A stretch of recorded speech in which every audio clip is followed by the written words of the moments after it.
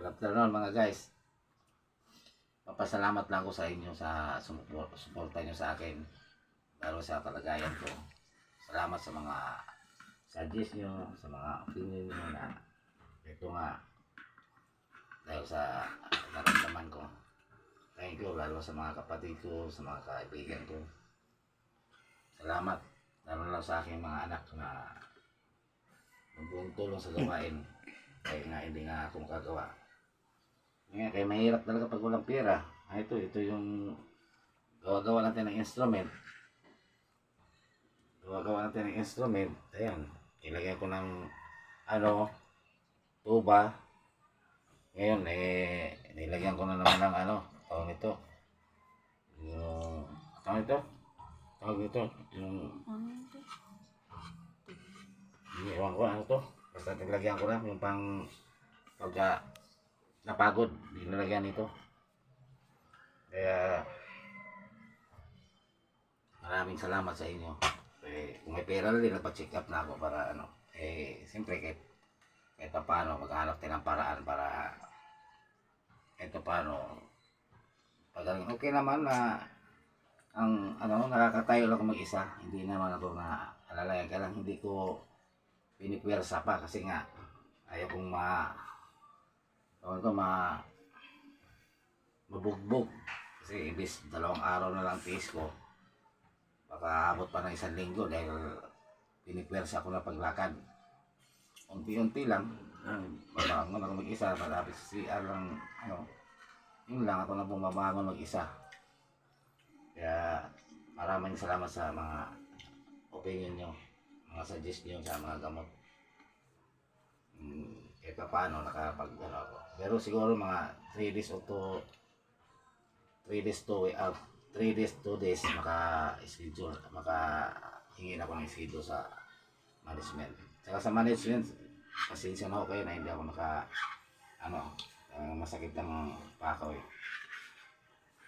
Sa sunod araw sir, magsabi na lang ako kung okay na ako, 100% ako maka-duty. Mahirap kasi baka piliting ko baka lalo pang lumala, baka mabugbog pa. Kaya hingi ako sa inyo ng pasensya.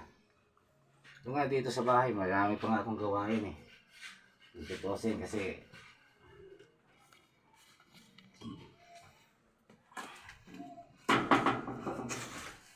ito yung kwarto ng anak ko. Ito maraming tulo to Maraming tulo pag hindi matulugan. Buti nandun siya sa trabaho. Kaya yun, hindi matulugan yan. Ang dami ng tulo. Hindi ko nga kasi magawa kasi wala pa na. Lagi kong nasa duty. Kulang din kami sa empleyado. Kaya pag umuwi ko 2 araw lang. Kaya bitin. Ito pa yung dito sa likod yung dito sa electric.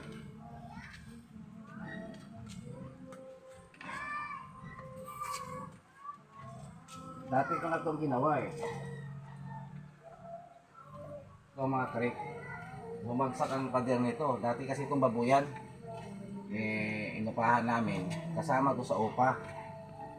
Bali ang nangyari ngayon parang hindi na napakinabangan kundi sampayan na lang. Kasi yung kwarto ng anak ko maliit, hindi na matulugan dahil sa dami na tulo. Kasi inano ko lang yung neremedyo ko lang lahat ito paggawa para malamatirahan namin. Ito bumagsak uli. Yung nakaraan nilagyan ko ng harang-harang din na temporary. Wala din, bumagsak din. Hindi kinaya yung malakas ang ulan. Kaya ito pa, isa pang gagawin ko yung ang management namin nag-aano na sa akin na duty na lang ako kasi kulang nga kami ng empleyado. Pero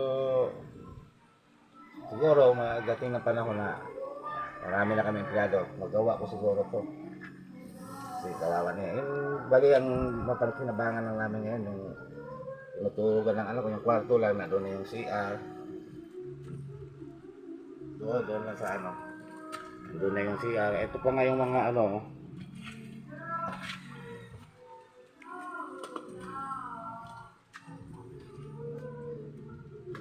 Ayun, yung mga upuan na ano, hindi na magawa.